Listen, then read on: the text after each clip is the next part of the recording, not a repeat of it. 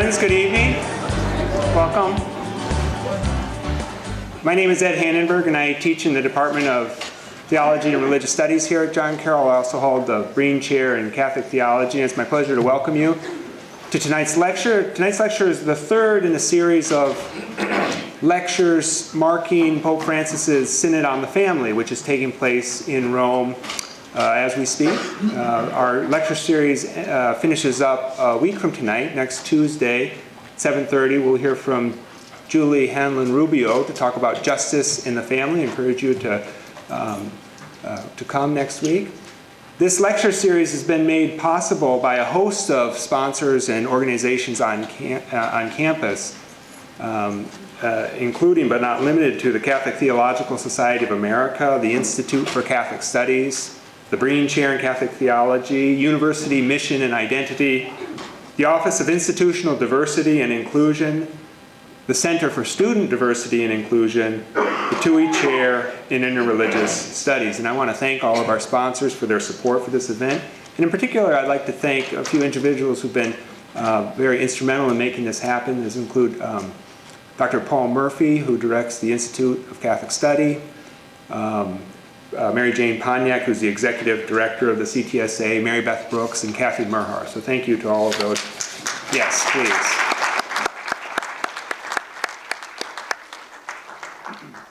During tonight's lecture, we're going to try something new here. We're going to encourage you to tweet your comments and questions to Father Massingale's lecture. The hashtag is JCU-Justice, JCU, Justice.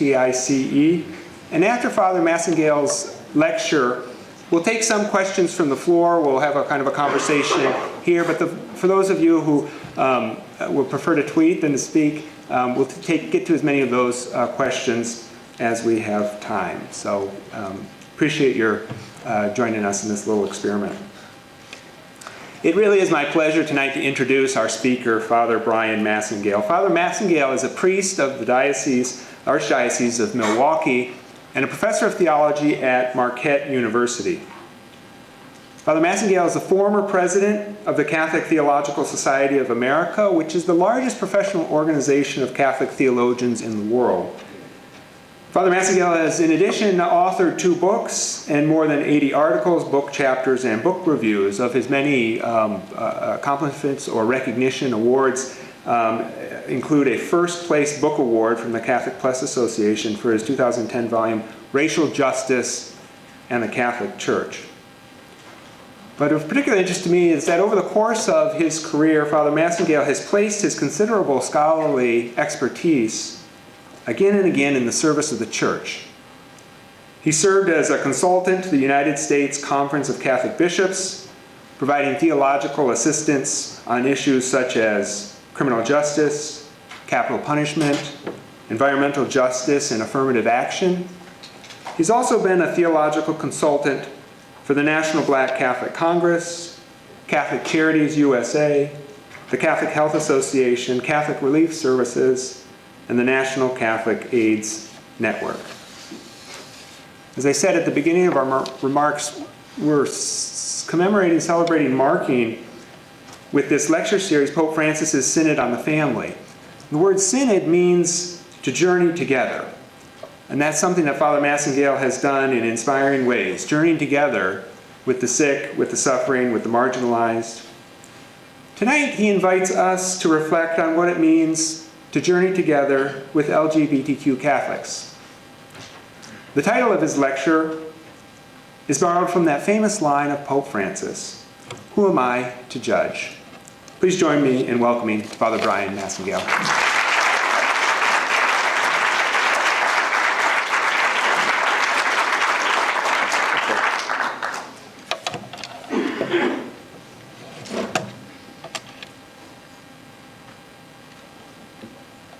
Good evening. We're doing a little bit of shifting with the technology and getting one PowerPoint down and another one up. So while we're doing all that, I just want to thank Ed for the generous invitation to be here at John Carroll. It's my first visit here to John Carroll. I'm not back to Cleveland, but actually to see the campus and everything. So Remember, whatever you do tonight, I'm taking back and reporting at Marquette University what you're like. Okay, so we've got that taken care of. I also want to thank the other sponsors for facilitating this important conversation. Not a new conversation, but there's been a new moment in the Catholic faith community about the church's presence to and relationship with members of the LGBTQ community. So what I want to do is to basically unpack what that would look like and what's going on. What is Pope Francis up to? And where might the Catholic Church be going? And what are some of the tensions that can still make us feel kind of unease with the official church's engagement with issues of concern for this community and for those who are allied with, and more importantly, who love members of this community. If someone is gay and searches for the Lord and has goodwill, who am I to judge? We shouldn't marginalize people for this. They must be integrated into society. With this single, seemingly spontaneous press conference comment, Pope Francis decisively moved official Catholic discourse on LGBT persons away from what one high-ranking prelate once called a theology of contempt for gay persons. Yes, well, don't get, okay, that's good, but hold on. Also, I want to let you know that what I'm doing tonight, for the most part, I'm simply reporting what's going on in the Catholic Church. It's at the end of the talk you hear what I have to think. In other words, don't shoot the messenger.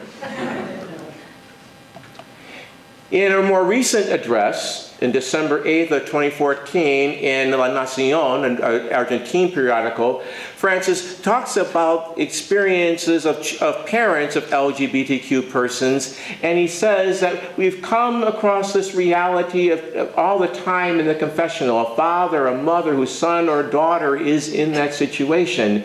This happened to me several times in Buenos Aires, that we need to find a way to help that father or that mother to stand by their son or their daughter. These were words that were unprecedented coming from a leader of the Catholic Church. And yet, these papal interventions and similar statements that Francis has made were immediately characterized by other authorities as saying, there's been no change in official Catholic doctrine or belief. This is simply a more compassionate or pastoral way of expressing that belief. It's simply a change in tone, not a change in substance. This also greeted similar remarks that were made at last year's Synod gathering. Synod, as we learned, was a Greek word that means journeying together. It also means a gathering. And so we've seen last year and this year are two major gatherings of Catholic bishops dealing with issues of the family life in the Catholic Church. And among those pressing issues were issues dealing with the pastoral treatment, the outreach, or the Church's relationship to members of the LGBTQ community. Now, I'm going to argue tonight to the contrary. Yes, we have a different change in tone, but that's not all that's going on. There is also an incremental, cautious, tense, yet real shift in beliefs that is also occurring within the Catholic Church. And so what I want to do is to unpack that for you, and I know that there are some students that are here, and generally the way this works is that you're here and the carrot is you have to write a talk or reflection paper and you get extra credit for it, right? Right. So this is your slide, okay?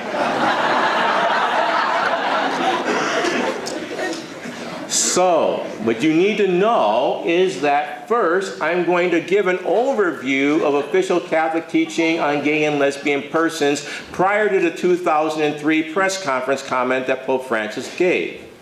Then I'm going to talk about the shifts that Pope Francis had signaled had happened after that press conference.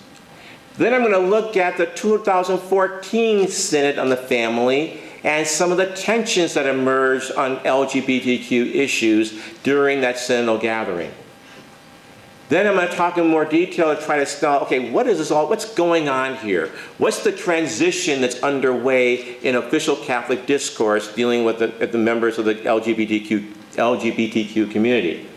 And then finally, I'm going to answer the question, so what? What are the pastoral insights or takeaways and suggestions that we need to take in light of these developments that are going on in the Catholic Church? So now you know there's a beginning, a middle, and an end. If you fall asleep and you wake up, you'll know where we're supposed to be. Also, you should understand that I'm an African-American Catholic, and most of my relatives are of the Pentecostal wing of the Protestant Church. That means that sometimes I may go off the outline. That's simply a Holy Spirit moment. Okay, we're going to go with the Holy Spirit for a while, but don't worry, for those of you who are not part of that community who need to know that there is an A, B, C, D, we'll get back on the track, okay? All right. Is that okay with you? Okay, all right. Good. I just want to make sure we're together here, all right. Now, I also need to make an important disclaimer, and I need to be upfront about this, and that is, we're talking about ministry to the LGBTQ community. That's the acronym that we use to refer to those who are sexual minorities. However, in official Catholic discourse, they don't deal with the Q or the T or the B, and the L only makes a guest appearance every once in a while. Now, you can ask me more questions about that in the question and answer period, but if you want to know why am I using this word gay, it's because official Catholic discourse is kind of fixated there. But we need to go even further and talk about the fact that I'm going to be using the terminology of the documents, and the terminology of the documents when they speak of this community uses at its best the word homosexual persons.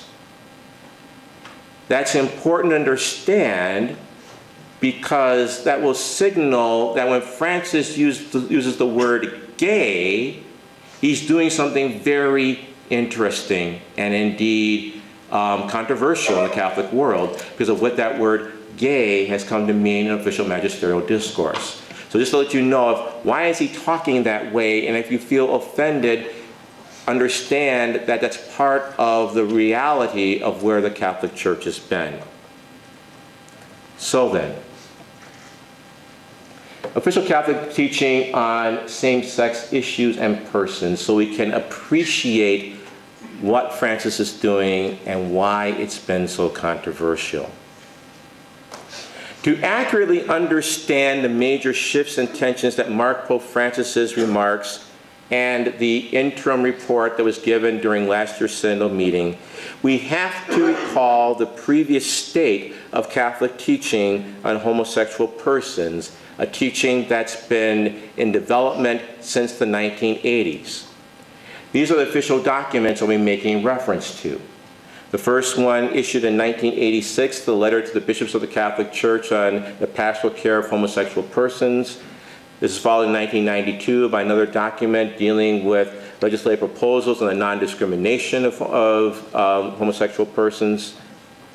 Then there was a 2003 document, considerations regarding the proposals to give legal recognition to same-sex unions between homosexual persons. You see why I say homosexual persons, that's the terminology that's here. And finally, an instruction that was given regarding whether gay men should be admitted to seminaries or ordained to the priesthood. Most Catholics, I teach a course at Marquette University called Homosexuality and Christian Ethics. The whole course is just dealing with homosexuality. Most Catholics have not read all of these documents. They have a vague idea of what the church says about these issues that usually goes something like this. The church doesn't like it. So what we're going to do is we're going to take a more detailed but Star Trek warp speed overdrive view of what the church is saying. Star Trek, yes, okay. Next Generation favorite here, only usually passed by Voyager because they had a female captain, but that's another issue. So now, also, a trigger warning, when we look at the official Catholic teaching on gay and lesbian persons, some of what will be said will be difficult. Some may even find it offensive. But we need to look at this honestly. Because if we don't, we're not being fair or true to reality, and we can't appreciate what Pope Francis is doing and why this has caused such discussion within the church. Official teaching on homosexuality. Same-sex behaviors, usually left unspecified what exactly that refers to, are judged to be objective intrinsic evils. That's formal language for meaning behavior that cannot be made morally right under any circumstance. Such behaviors are always morally wrong. Although the individual's subjective responsibility is to be judged with prudence and compassion, it doesn't change the objective quality of the acts. They're always morally wrong. Also, homosexuality in official magisterial discourse is not considered to be a true sexual orientation. Rather, the documents speak of it as an inclination, as a condition, as a tendency, which because it orients you to these intrinsically morally evil acts that have no possible justification, is called an objective disorder. That means it is contrary to the plan of God. It's not God's plan for human sexuality.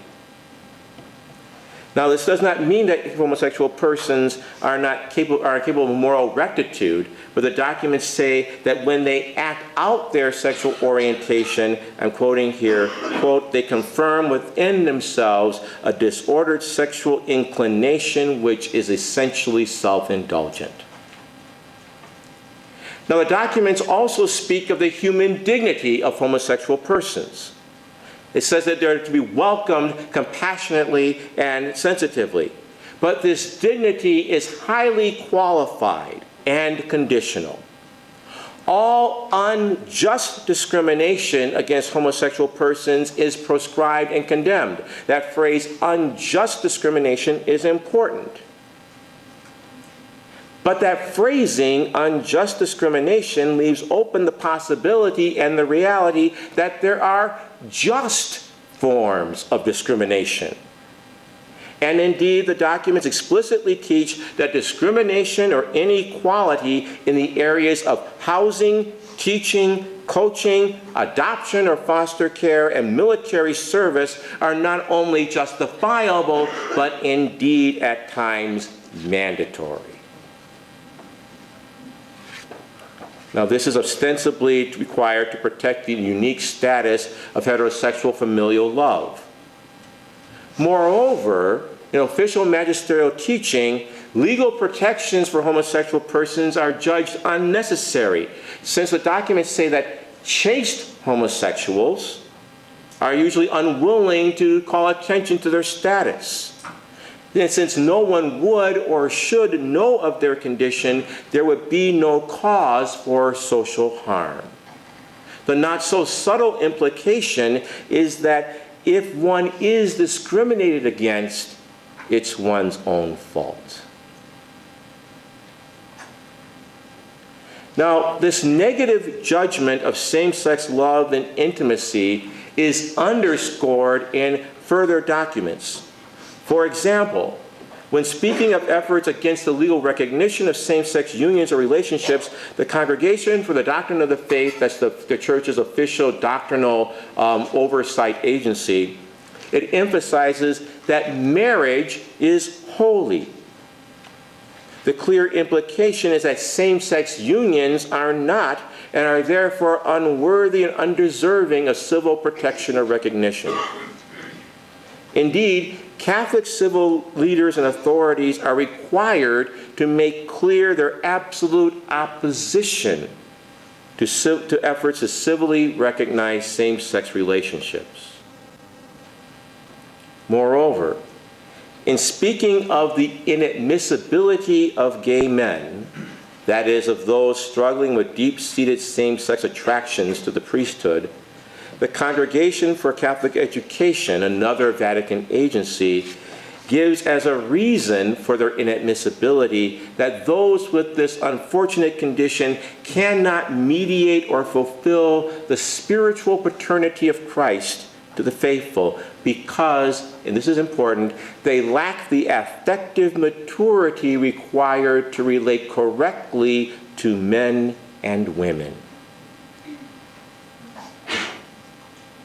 In other words, gay men should not be admitted to the priesthood or to the seminary because they cannot love. Moreover, the document notes that anyone who has any connection to, so they conclude, a homosexual person or one with homosexual tendency is not therefore fit to receive the sacrament of holy orders. I want you to note not only the content, but the tone of the documents. These are not documents that are addressed, they're speaking about LGBTQ persons. They're not speaking with them. Have you noticed that? You haven't noticed that? Have you noticed that? Okay, good. Okay, call and response. It's a kind of cultural thing here, okay. Moreover, anyone who has any connection with the so-called gay community is seen as being unqualified for admission. Why? Because of what gay signifies in official Catholic discourse. Namely, gay signifies belonging to a subculture or to a social minority that defines itself through sexual activity and public advocacy that's opposed to Catholic moral teaching. Not only are homosexual persons, those with deep-seated homosexual tendencies, to use the document's words, morally suspect, they're also seen as spiritually stunted, emotionally crippled, and thus they are unfit for positions of leadership within the Christian community. So it's important to underscore this point. In official magisterial discourse, the official teachings on homosexuality, we often say that the Catholic Church condemns same-sex actions but values persons. But that clearly is not the case. Not only are same-sex acts seen as unconditionally morally illegitimate, that is, they cannot have any conceivable justification, but homosexual persons are judged civilly unequal, spiritually hobbled, psychologically damaged, spiritually wounded and broken. Indeed, the documents speak of these people as an unfortunate group of people with a tragic affliction. Never is it suggested that they have a positive contribution to make to church and society. At best, they merit our compassion and sympathy, yet in the name of truth, they cannot be extended a welcome insofar as their sexuality. Now, it's necessary to give that overview in order to appreciate the seismic implications of Francis's statement, "Who am I to judge?" The difference is not simply one of tone, but of substance. And of substance in the three following ways. First, his use of the word gay. Remember that before, gay was a term that wasn't found in the official documents because it signified membership in a subculture that was actively opposed to Catholic social teaching, the Catholic moral teaching. He uses the word gay. He doesn't say same-sex attraction, tendencies, inclination, or condition. He uses the word gay. Now, why is this important? If part of respect is calling a group by the terms it chooses and avoiding terms that give offense, this is a necessary prelude to effective Catholic engagement. It's a marked shift. It also signals a major departure from previous teachings that we found in the priesthood document and previous statements. It recognizes that people can be constitutionally gay. It recognizes gay as a real sexual orientation, as opposed to someone who's merely experiencing deep-seated tendencies that are more or less strong. Secondly, in his statement, there is the clear recognition that gay people have spiritual lives and they have loving relationships with God. You would not have gotten that from the previous documents. And moreover, this spiritual life is not solely or principally centered upon a struggle to overcome their sexual orientation. Francis says, if a gay man seeks the Lord and has goodwill, in other words, as sexual beings, not leaving your sexuality behind, but as sexual beings, gay people can and do have vital relationship with God. This is a major shift in the official Catholic discourse. And finally, Francis' statement, who am I to judge? Especially when he's referenced in particular to discussion about gay clergy, gay priests in the Catholic Church, is an official recognition that gay men serve as spiritual leaders and guides, and that this is a legitimate reality in the Christian community. What Francis is saying is that God can and does call such men to the priesthood. This is more than simply a change in discipline. I can tell you, though, that after Francis made his statement, there were a few vocation directors around the country who reconnected with men that they had previously rejected. There's a clear implication here that gay men, and by extension lesbian women, have positive contributions to make to the faith community. That they can serve as models of holiness, of edification, of leadership. They can be people we can emulate. In the official traditional Catholic teaching, priests are spoken of as alter Christus, as another Christ.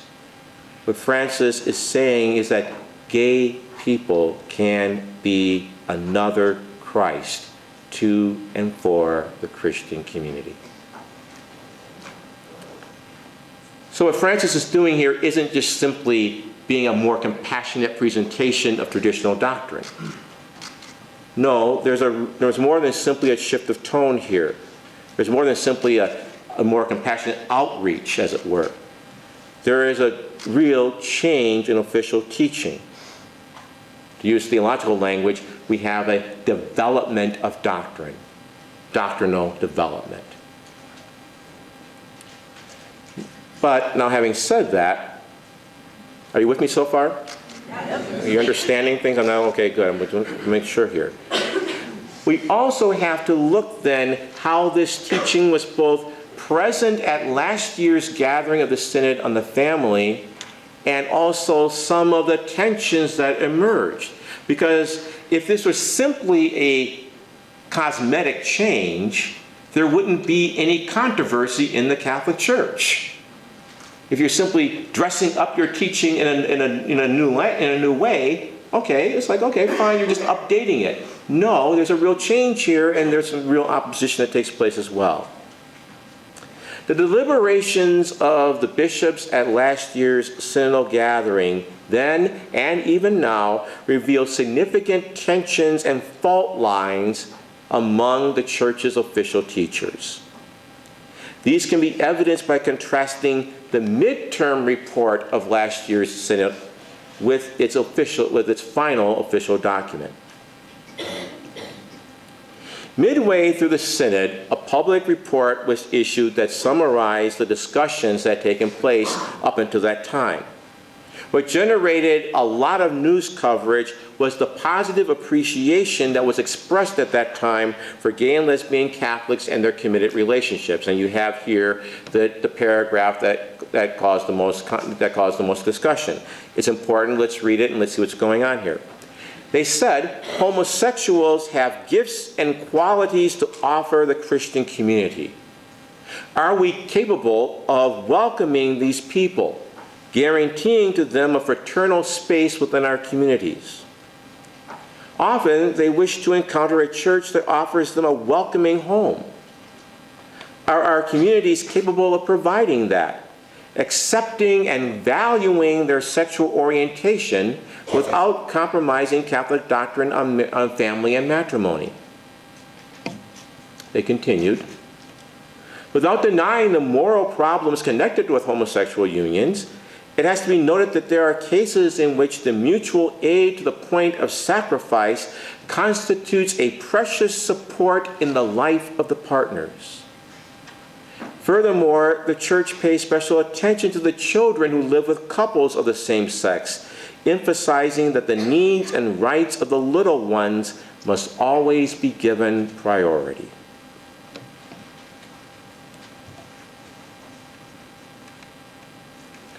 Note how this summary continues and furthers the more positive directions indicated by Francis's 2003 remarks. Gay and lesbian persons have gifts and qualities to offer the faith community. The Church is challenged to provide a welcome to these people. Now, I note that's not the most felicitous of phrasing. As a black man, I'm particularly sensitive to that. You people kind of language, okay? Yet, note the attitude of welcome and the onus that's placed upon the faith community to find a welcome for gay and lesbian persons. That's striking considered what was given before. Also note the positive value that's attributed to same-sex relationships. That even though they have unspecified moral problems, there's an implicit but clear break with the teaching of intrinsic evil without any justification. For if these behaviors in these relationships provide precious support to the partners, and notice the word partners, how can it follow that these sexual behaviors have no possible ethical justification? These relationships and the children in such relationships rather can and ought to be seen as occasions of grace. It's a major breakthrough and was hailed as such. It also received considerable pushback and impassioned opposition from more traditionally inclined participants, including Cardinals Burke of the United States and Cardinal Pell of Australia. First, they challenged the accuracy of the English translation of the intervention and the accuracy of its summation of the discussions. And so they were able to get another translation posted to the Vatican website. Whereas the first translation said, are we capable of welcoming these people? The revised translation reads, are we capable of providing for these people? Much more paternalistic. There was also another small but important shift when same-sex relationships that before were talked about to the point of mutual sacrifice and support of the partners. They're now called mutual assistance to the point of sacrifice as a valuable support in the life of these persons. The words partners is avoided and changed, presumably lest there be some kind of recognition of partnership as a form of committed relationship analogous to heterosexual marriage. This was the clear concern of more traditional participants, more traditional bishops, then and currently going on now, that we need to highlight the distinctiveness of heterosexual marriage. In light of that, I know this is a little detailed, but this is important to see what happens. The final document of the synod, it was issued at the synod's conclusion last year, contained none of the earlier positive language. In a section that was revealingly entitled Pastoral Care for Persons with Homosexual Tendencies, note the language again, they wrote, some families have members who have a homosexual tendency. In this regard, the Synod Fathers asked themselves what pastoral attention might be appropriate for them in accordance with church teaching. And then they quote, there is absolutely no grounds for considering homosexual unions to be in any way similar or even remotely analogous to God's plan for marriage and family. Nevertheless, men and women with homosexual tendency ought to be received with respect and sensitivity. Every sign of unjust discrimination in their regard should be avoided.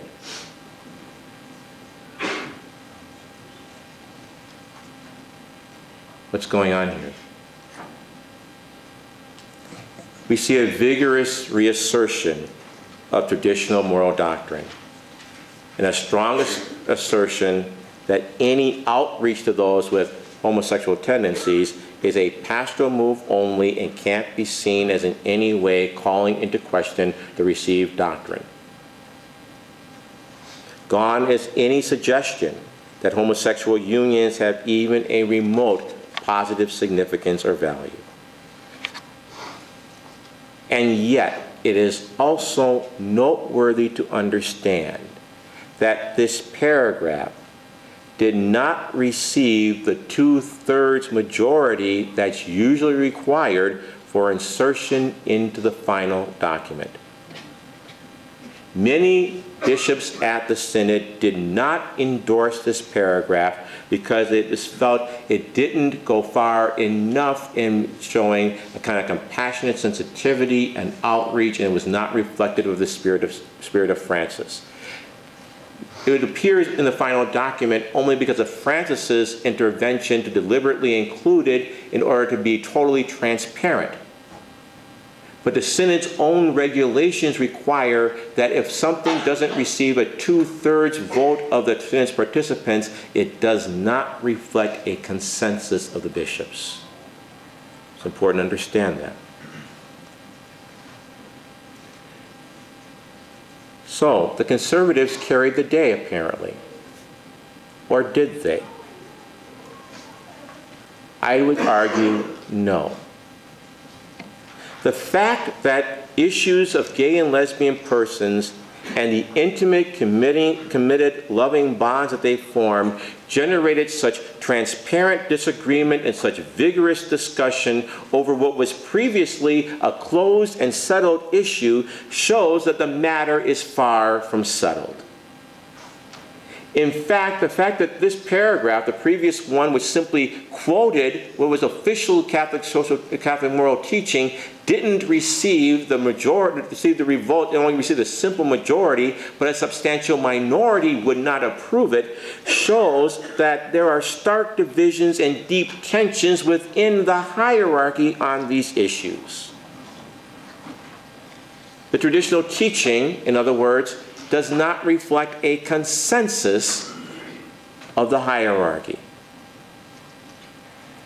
What we see then is that the Synod's deliberations then and now are a microcosm of the larger ferment and discussion that's been going on in the Catholic Church now for the past several decades over the moral status of same-sex intimacy in persons. To put it theologically, I'm using some insider baseball here, the strong and forthright debates at the Synod demonstrate that the traditional teaching on these matters has not been unqualifiedly received, not only by most of the laity, like people like us in this room, but even among the bishops themselves. Now, of course, it's hardly breaking news that there is a rift or a chasm between the official teachings of the Church and the convictions of the vast majority of Catholics, not only in the West, but also globally. But the lasting significance of the synod last year and this year may well lie in the fact that it gives bishops permission to engage in an already existing conversation and debate. A debate from which they have insulated and isolated themselves, indeed actively proscribed and condemned. Let me break that apart. How am I doing for time? Good. Let me break that apart just for a moment.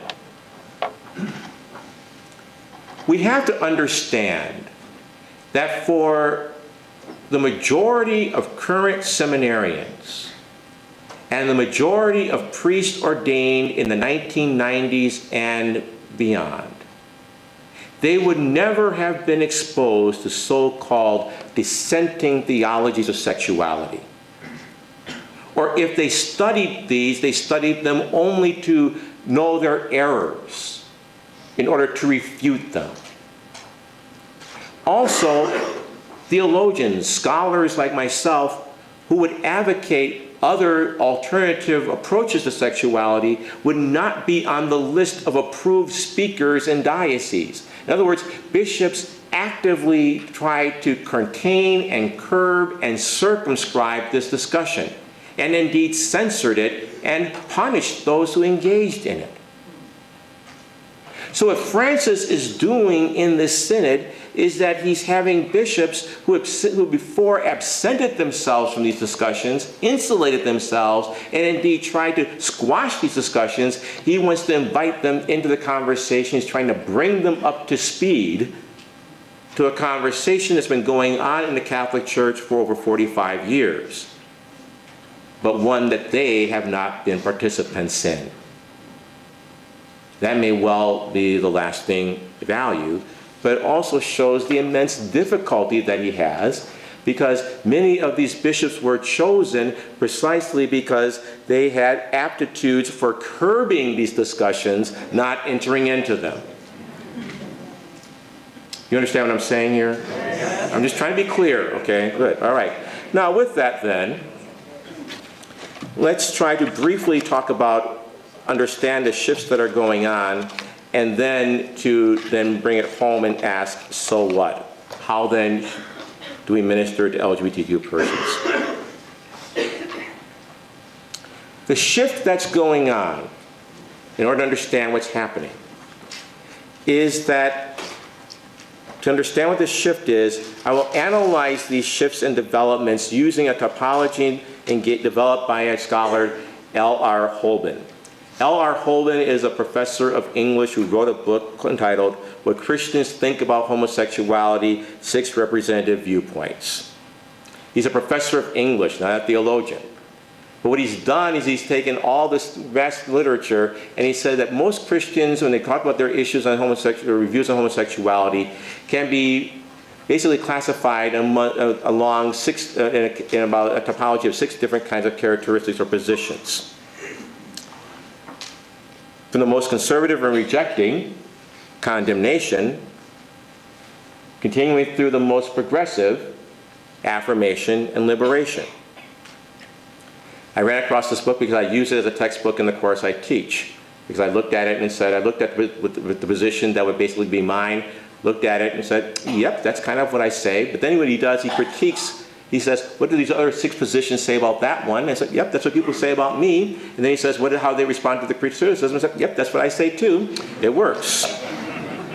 Now, broadly speaking, the positions of the Catholic Church prior to Pope Francis were solidly representative of the 3rd position, costly discipleship. The hallmark of this position, of this viewpoint, is that it accepts that same-sex attraction, to use the language of the document, is relatively unchangeable. It's a deep-seated tendency, in their words. Yet, there is an absolute moral rejection of any sexual expression of that attraction. And therefore, there's a call to lifelong sexual abstinence. That, in summary, is the position of the Church. Because The official teaching would limit sexual expression to heterosexual marriages that are open to the possibility of procreation. Now, they acknowledge that this is costly discipleship. They acknowledge that it's costly in terms of human loneliness and possible isolation and trials. Yet this viewpoint insists that this embrace of the cross, as they would call it, is the only moral option for those who are afflicted with this condition that's consistent with traditional moral teaching. Pastoral accommodation, the fourth position. These advocates agree with the tradition on the traditional privileging of heterosexual relationships and heterosexuality. They would say that this is God's intent for humanity. This is what in social science they call the heteronormative paradigm. So they agree with the tradition in that regard. But they are also acutely sensitive to the high human cost of lifelong sexual abstinence. They note that with few exceptions, that absent a positive charism of celibacy, such a life is marked by levels of depression, loneliness, isolation, and self-estrangement that are contrary to human well-being and flourishing, and thus this cannot be the best expression of God's will. And yet, they also want to say that God's will also enshrines heterosexual expressions and relationships as morally normative. So what do you do if you have these two convictions? You compromise. You compromise. What you do, because if people can't be held to the impossible, they adopt variations of compromise and accommodation for those who are unable to conform to the moral norm. They make room for what they call non-ideal but morally permissible exceptions. In other words, stable, committed same-sex relationships are essentially imperfect, lacking, and deficient, but they're not sinful if one is doing the best that one can do. Because one is doing the least wrong alternative, the lesser evil. It's the last resort. It's the best possible alternative to those who cannot conform to the heterosexual norm or ideal. Now note, in this, same-sex relationships are not in this position publicly celebrated or endorsed. They're merely ethically permitted or morally tolerated. They're the vehicles for the fullest possible humanity for those who cannot conform to the ideal, but they're not to be in any way confused or equated with heterosexual marriages. Politically, advocates in this paradigm would support legislation that would bar hate crimes against LGBTQ persons, that would eliminate blatant social discriminations against them, but they would draw the line at any measure that would imply an equivalence or an acceptance of same-sex partnerships with heterosexual marriages. And there would be deep ambivalence over church employees who would engage in a publicly known same-sex marriage. Now, why am I going through this? Because I think this is where Pope Francis is probably himself and would probably like to move the Catholic Church. A move from that third position of costly discipleship to this next position of a compromise, of an accommodation, where heterosexual relationships remain ideal, but the ideal is not possible for all, so we will allow that as an exception because it's the best that can be done. For example, Francis clearly believes that gay and lesbian people can live lives of holiness. We've seen that before. And he also clearly knows gay men in committed relationships and is willing to publicly acknowledge meeting with his gay friends and their committed partners. You see here is a meeting that took place in Washington, D.C. Remember that there was this big controversy when Pope Francis was here that he met with Kim Davis, the Justice of the Peace, who refuses to grant, she's a county register of deeds, refuses to grant marriage licenses to same-sex couples. And people went crazy over this until it was also pointed out that he had old-time friends that he also met, and that they're both in a gay relationship, and he let that be known that he has gay friends, and he's willing to publicly meet with them, knowing that they are in a committed relationship. However, Pope Francis has also strongly advocated against same-sex civil marriages, though he has spoken of same-sex civil unions as being a possible alternative. This is consistent with pastoral accommodation, acceptance without a moral equivalency.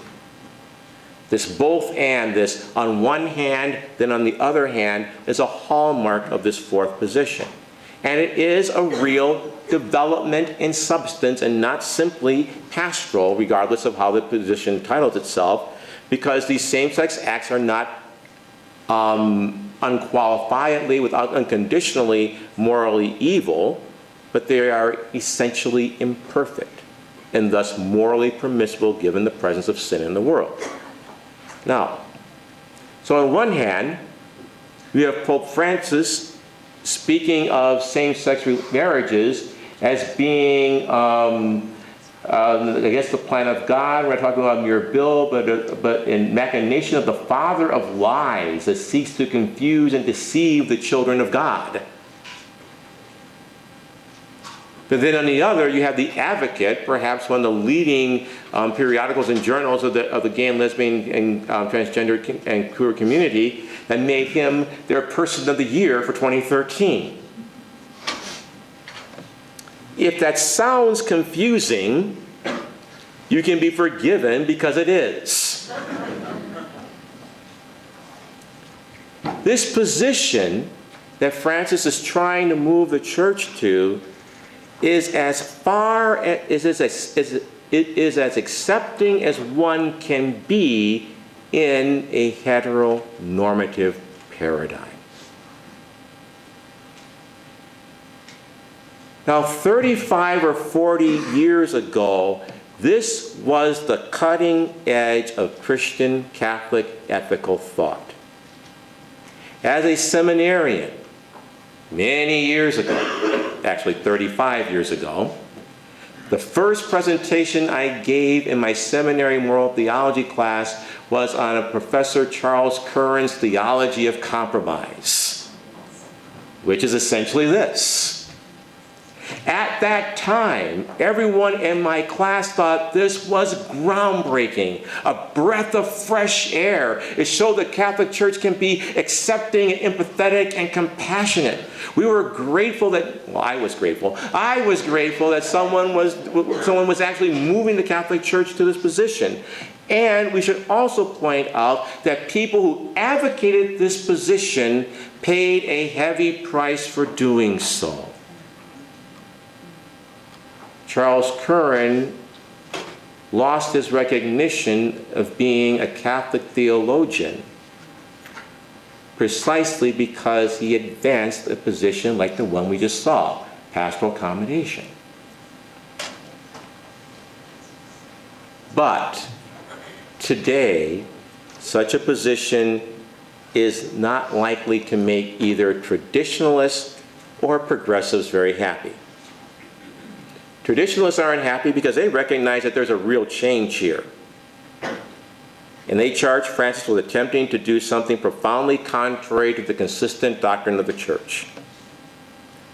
Progressives, or should we say, the emerging mainstream of position for most Catholics, especially for those under the age of 30, they're impatient with this position because it mandates that gay and lesbian Catholics accept that their loving relationships are still ethically tainted and thus second class. When I teach my class on homosexuality and Christian ethics, and I ask the students at the end that they write a paper giving what their position would be and which of the positions we've studied do they find most problematic. For my gay and lesbian and queer students, it's not position 3, the official position that they find most problematic, it's the one on pastoral accommodation. As one of my students said, either like me or hate me, but don't be wishy-washy about it.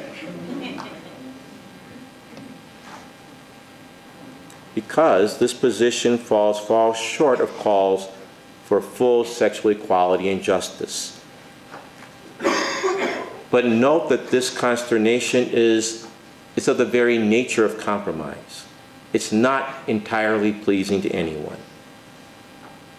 And yet the experience of other Christian denominations, Lutherans, Presbyterians, Episcopalians, has shown that this position is a necessary step of movement toward full recognition and acceptance of LGBTQ relationships.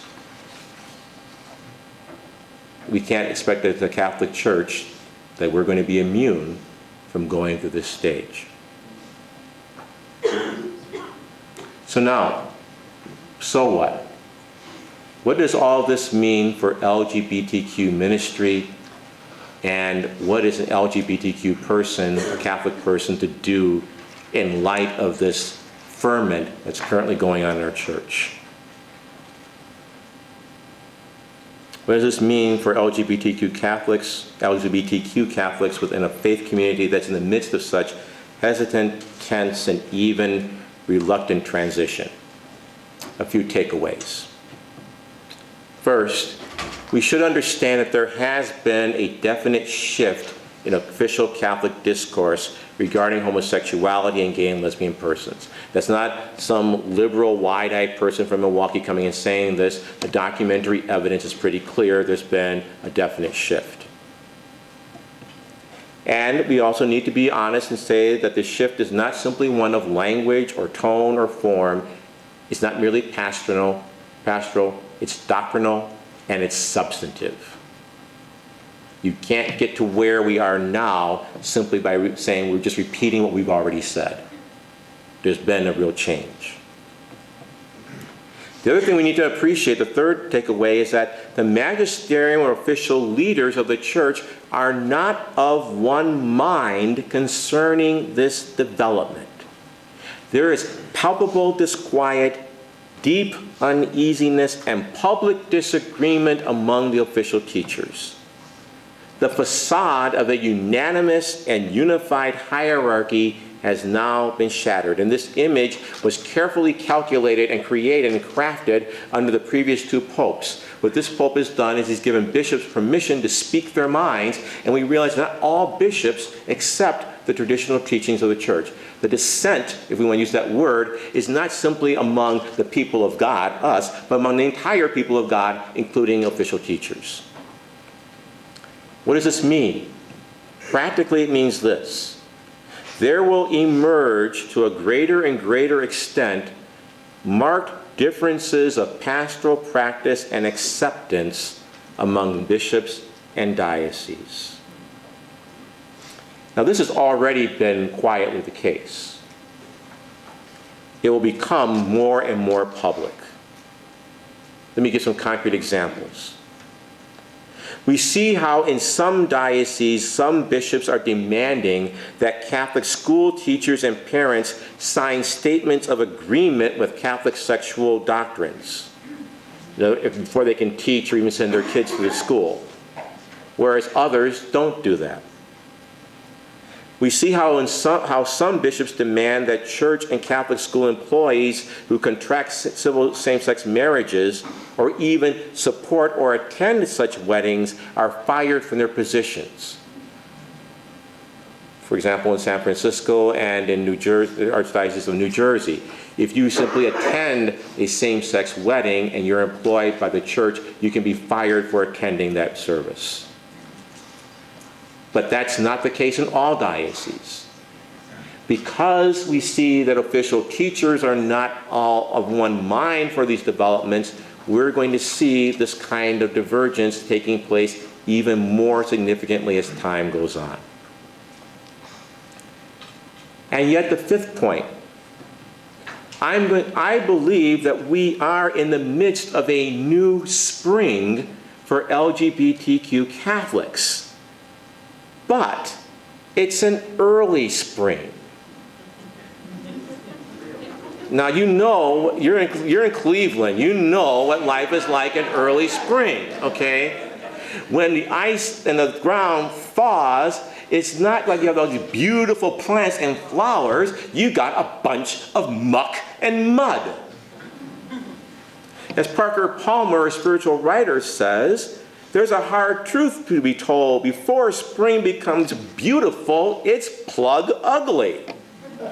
Nothing but mud and muck.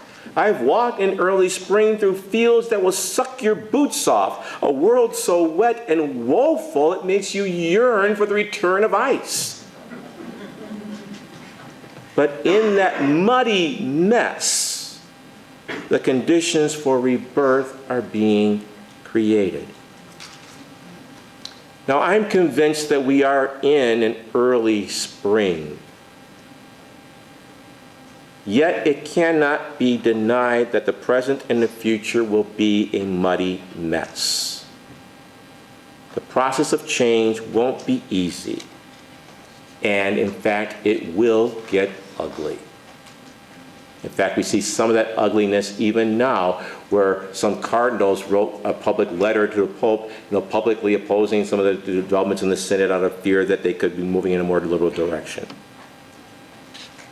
This has been the experience of every Christian denomination that has engaged these issues and eventually moved to a stance of affirmation and hesitation. The Episcopalians even went through splits within their community. It was messy, it was muddy, it was murky, and we should not and we cannot expect that our Catholic experience will be the exception. We are in spring because the position of compromise is inherently unstable. It leaves unaddressed deeper questions, such that if same-sex relationships are indeed avenues of holiness and gay people can be models of holiness, then how can these loving relationships be considered non-ideal and second class? This position has never remained the long-term official position of an institution or denomination. It is at best an interim or transitional stage. Therefore, I believe it is inevitable that the Catholic Church will eventually endorse and celebrate the full equality and acceptance of LGBTQ persons and their loving relationships. I believe it's inevitable. But I'm also going to say it ain't going to be easy getting there. Don't put away your winter clothes yet. Remember, in early spring it can still get pretty cold.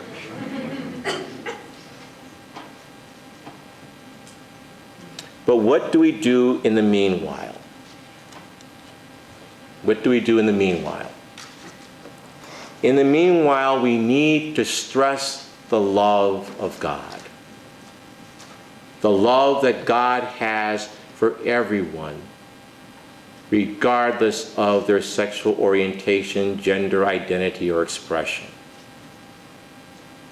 One of the first things I do as a pastor when I meet with a student, for example, who is asking questions and struggling with their sexual orientation or gender identity, I tell them, you have to know this. You are loved, you are lovable, and you are loving. We need to stress the love of God, the unconditional love of God. We also need to teach people about the primacy of conscience and teach people how to make informed conscience decisions. We need to encourage responsible sexual expression rooted in the sacredness of our embodied selves. That, as the traditional terminology says, we are temples of the Holy Spirit. So how do we ask others to treat our temple, and how do we engage the temple of another person? And we also need to find ways of supporting LGBTQ persons who publicly speak of the joys and pain, their joys and pain in the church. Not every LGBTQ person can and should speak publicly. When I begin my course, I always tell students we will never ask each other about our sexual orientations or identities, nor if they're shared in the classroom does that constitute permission to share it outside of the classroom.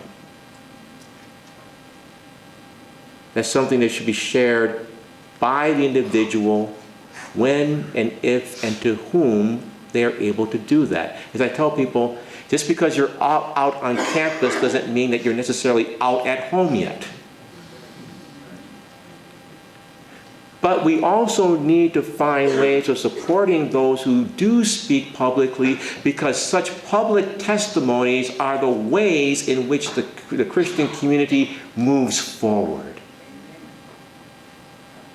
It's because of public testimonies of committed same-sex love that Pope Francis can indeed say and know that there are gay and lesbian people who actively seek God and live lives of holiness.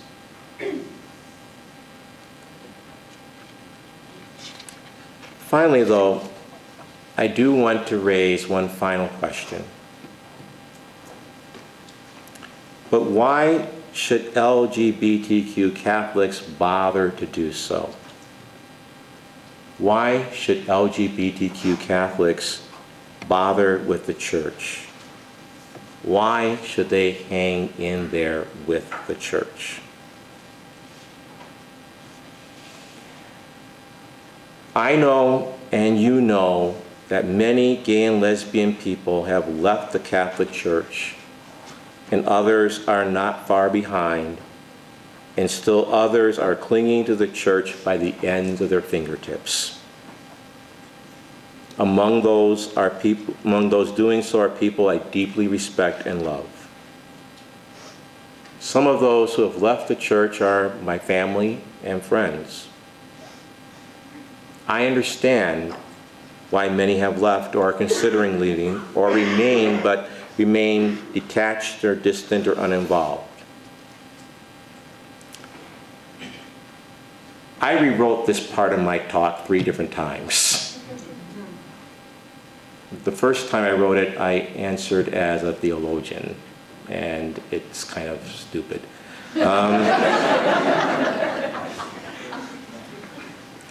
And then I decided to simply speak more personally and directly by first talking about how my students respond to this kind of question.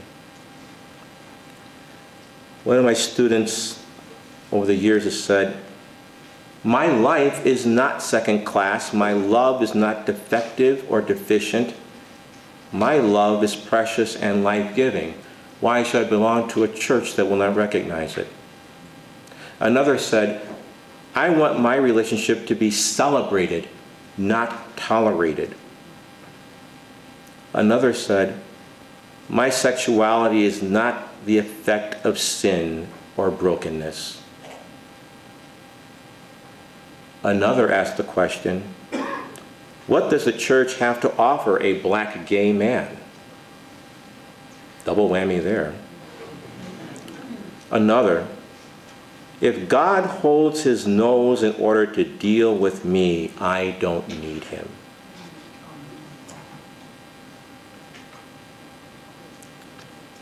So why should an LGBTQ person hang in there with the church?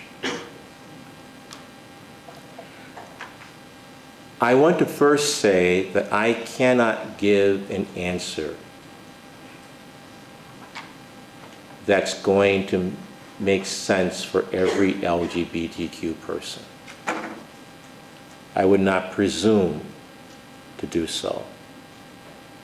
I think for many, they find the ecclesial environment toxic, dangerous, offensive, harmful.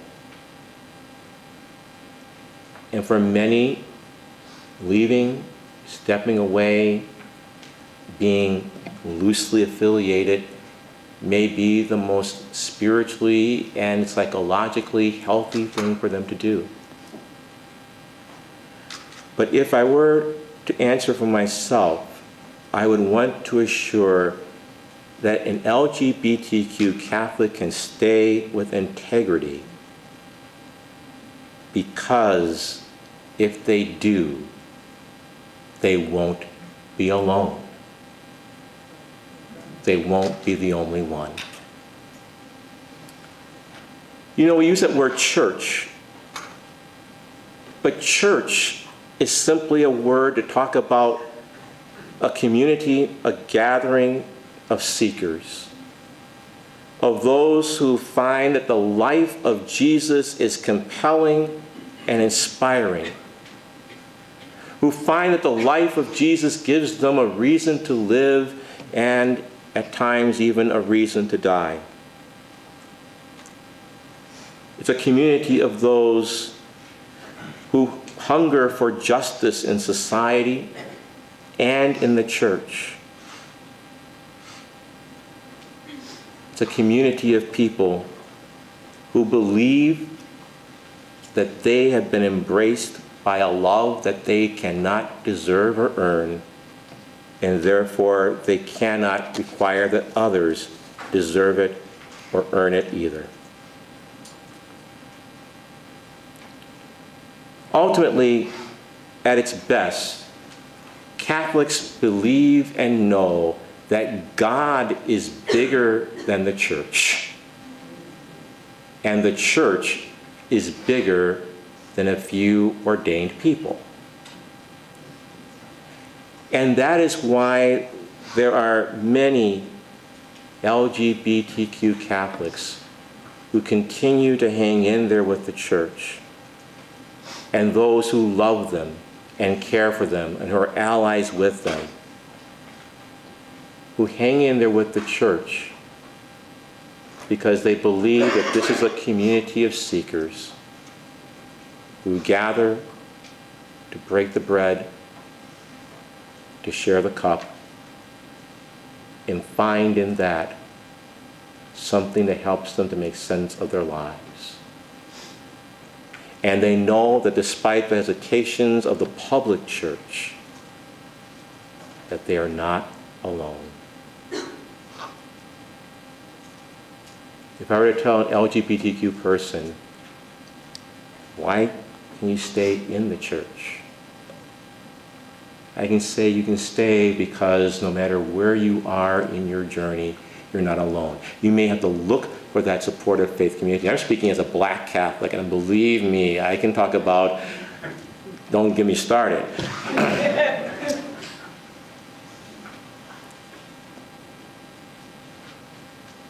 But let's pray. Let's pray with each other and for each other. Let us pray that the Spirit may accompany us all, no matter where we find ourselves on our spiritual journeys. And let us pray also for the Spirit's guidance and presence to all of us, whether gay or straight or questioning or unsure or lay or ordained or transsexual or queer or bisexual, as we journey together as individuals and as a faith community into the new places that God is calling us. The new places where all will be welcome. Thank you.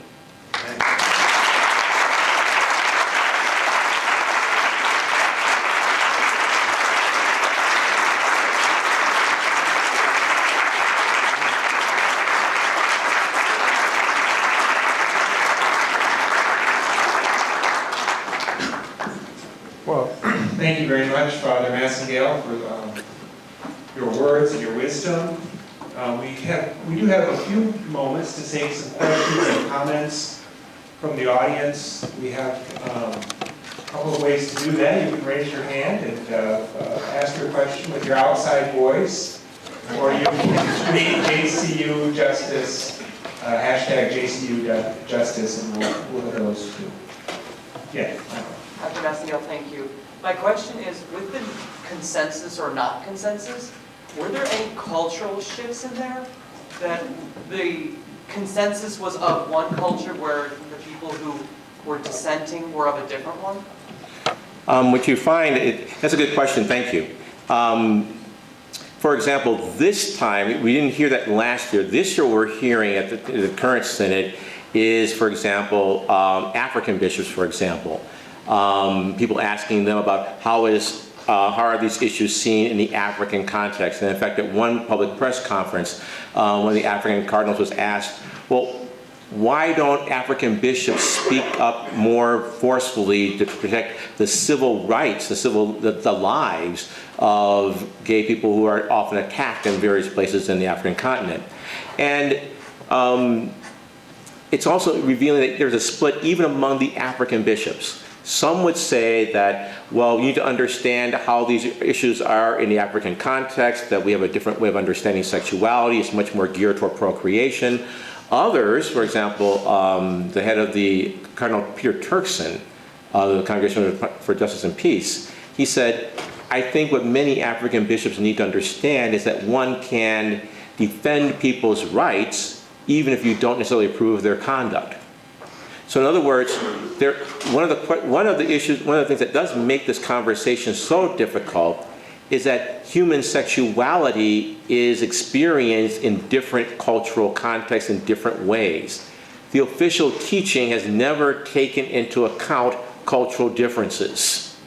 So for example, the African bishops are raising questions such as, well, why can't we have an intelligent discussion about polygamy, which means something different in our context than it does in the Western context? Now before, Catholic sexual teaching has always been predicated upon the fact that because humans are humans and an African human being is an American human being, then we can have one single sexual code that covers everyone. And so one of the things that we haven't done yet is how do you take into account cultural differences and variations? How does that play into Catholic teaching? So there have been a couple of proposals saying that maybe we should leave some of these decisions, for example, even divorce and remarriage is not the same in every culture. And so they're saying, why can't we leave some of these decisions and let local bishops, local countries and bishops decide how is this going to work, given some broad parameters in your particular cultural context. Others are saying, if we do that, then how can we remain unified as a church? So that's part of the discussion that's going on right now, and what makes it so difficult is because our tradition has been that these are intrinsically morally evil, therefore it doesn't matter where you live, it's the same sexual code.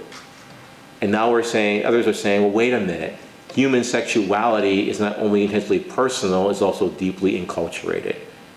And those discussions are really, I would venture, are at their infancy in even Catholic theology. Bryan, the first question that came by way of Twitter had to do with the issue that you addressed, which was bishops who require parents, and not just employees but parents, to sign conscience clauses that sometimes impact the way in which they relate to their own children. I wonder if, since you did address that, I wonder if I could sort of take that and ask, one of the ways in which that happens on some of these contracts for school teachers, for example, that these lay employees of the parishes are being defined as ministers. Mm-hmm. I'm wondering what you think of that development, or how you would respond to, as a minister, and the implications of that. Yeah. It's interesting that being defined as a minister. It's interesting to me that the very people who are making that argument were the very ones who opposed that argument previously, because they said that ministry was something that was a prerogative of the ordained. So now all of a sudden, now we need to expand it in order to have control, essentially. I think that that's not necessarily a fair argument.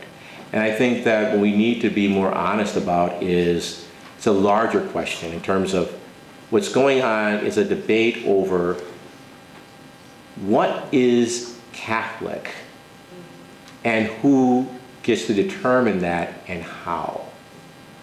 And I think what we're seeing is the ministry language, I think that, yes, I think we can require that those who participate in the mission of Catholic institutions, let's even hear John Carroll, that they would have a respect for the Catholic ethos of the particular institution. So, for example, if I'm going to teach in a Baptist institution, then I should actually be, on board with, I know this is a Baptist institution. But I think we also need to look at that Catholic is something that's a bit wider than I think some of these discussions are. So I think what's going on now is that under the guise of minister, what you're seeing is a way of restricting the meaning of Catholic. And that is problematic for a lot of different reasons. Good. Other questions? Yeah, could you, in the back, could you use your outside voice, please? You said initially that the church refers to mostly gay men. So does the church say anything about transgender and transsexual? That's a very good question, and the short answer is no. The short answer is no. That, again, yeah. Part of bringing the bishops into this conversation is to bring them into the existing conversation of transsexuality. Now, let's also be honest here, too, is that we shouldn't just beat up on the bishops or the Catholic Church. Even within the L and G community, the gay and lesbian community, many have difficulty with the T part of the acronym. In other words, transsexuality is something that is a frontier reality, I would think, for many in our society, even among the community of so-called sexual minorities. But in terms of the Catholic Church, there is precious little that's been written about transsexuality. Now, some evangelical churches have written about transsexuality, basically to deny it. Basically to say if this is what God has created you to be, then you can't go contrary to the design of the Creator. That would be something that's impermissible human interference. The Catholic literature that I'm most aware of would treat transsexuality and sexual reassignment therapies as being more medical interventions, and would judge upon those kind of traditional casuistry in terms of medical procedures. But in terms of official Catholic discourse, you don't find any documents or anything that remotely resemble the kind of corpus or kind of developed teaching that the Catholic Church developed on gay realities. So the short answer is there's not a whole lot that's out there. There's another question over here, back in the corner there. Was that you? Yeah, I think that was my question. Oh, there's your question? Okay, all right, thanks. Great. In the back, far back, yes. Hi, thank you, Dr. Massingale, for your wonderful talk. It seems to me that in the Catholic Church's stated ostensible official position on this right now, what's at stake is the nature of sex as procreative and heterosexual marital relationships. So my question for you is, do you see that getting reworked, massaged? Sorry, not to use the... Massage, yeah. We're embodied people. Yeah, we can talk about massages. That seems to be such a central part of the stated official argument against recognizing the sacramentality of LGBTQ relationships right now. So I'm wondering if you see that getting reworked in tandem with greater acceptance of LGBTQ Catholics, or are they on different trajectories? Okay. I think that... Bryan, could you repeat the question? Okay, let me see if I understand the question. The question is that basically the official teachings of the Church are premised upon the privileged nature of heterosexual marriage. And the question then becomes, can we rework that kind of heterosexual privileging of heterosexual marriage, and is that what's necessary before we can look at LGBTQ realities in a more positive, accepting way, or are these kind of two different kinds of conversations? Yes. Okay, good. I would say that logically they are deeply connected, but I think the way the Synod wants to approach them is two different issues. So for example, last year's Synod gathering because they're looking at family life and the treatment of divorce and remarriage, that also led to a tandem conversation of what do we do with families of LGBTQ persons. I think this then is trying to divorce them, but I don't think it's actually it can work, because you're right that in official documents, the major argument, one of the major arguments that's being used to shore up the traditional teaching is to say that we need to defend the traditional teaching in order to protect heterosexual marriage. But as the church just deepens its conversations about heterosexual marriage, it has to raise other questions such as, well, what really constitutes a family? Also, what's the purpose for human sexuality? Is human sexuality always necessarily procreative? What do we mean by procreative sexuality? In other words, the traditionalists are right in this. Once you start re-examining one part of the Catholic Church's sexual teaching, it necessitates re-examining the whole package, because they are intimately tied together. I think the traditionalists understand this better than the progressives do.